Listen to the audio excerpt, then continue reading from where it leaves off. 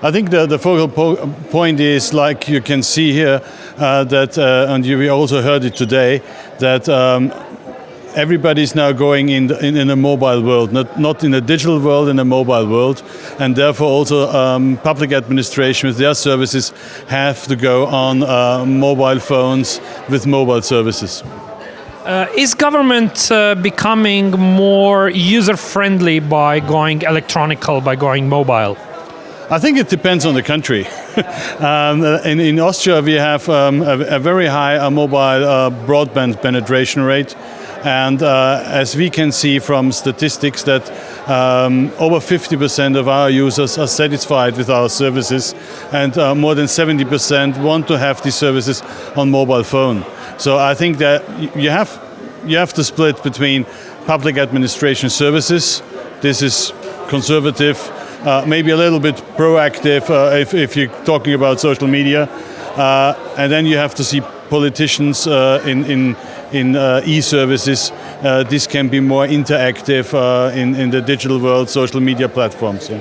So if you look at e-services, which services are available to Austrian citizens over the mobile platform? If you're talking about classical mobile applications with HTML5, nearly 100% of our services are also available on a mobile phone. If you're talking about app, then we have around 50 app now at the moment with particular services for the citizens, like Fix My Street, or to go into the discussion with politicians, where is the next tube station, where is the next public library, which are the opening times, and so on. So basically to get all the certificates, licenses, permits, anything else I can think of, you never have to leave your mobile phone? No, not really. Let's say for me there are two worlds. One is, for example, help.gv.at. That's our one-stop shop platform for citizens, which is also available from the mobile phone, where you can do all your classical forms, where you can find all information.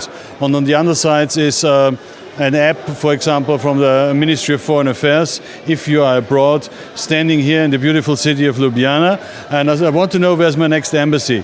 And this app guides me through Ljubljana to find my embassy, to make a phone call with the ambassador, or tells me if I lost my passport, how to get a new one, and so on. Do you have an experience about Slovenian e-services, and how would you compare Austrian services to Slovenian services, both in quantity and quality and content?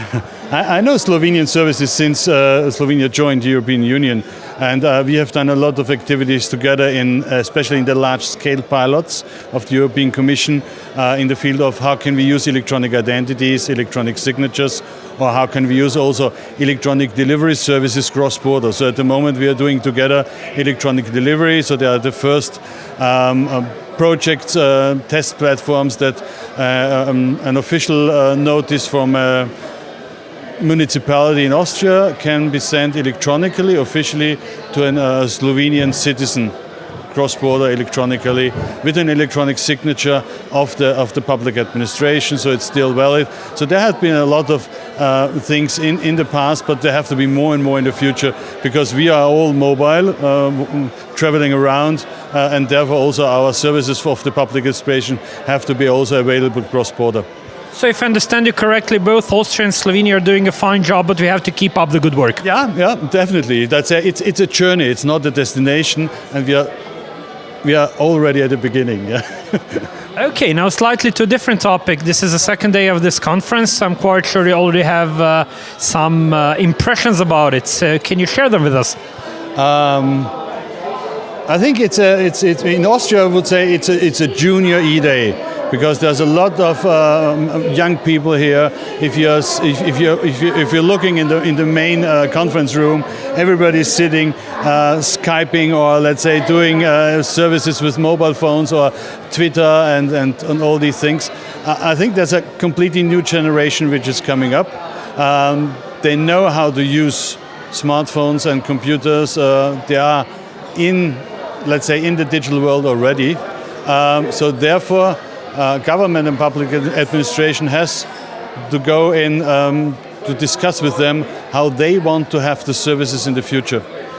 So I think it should be the other way around. There should be more interact with the next generation, how they want to have the services, that we can build these services how they want to have it.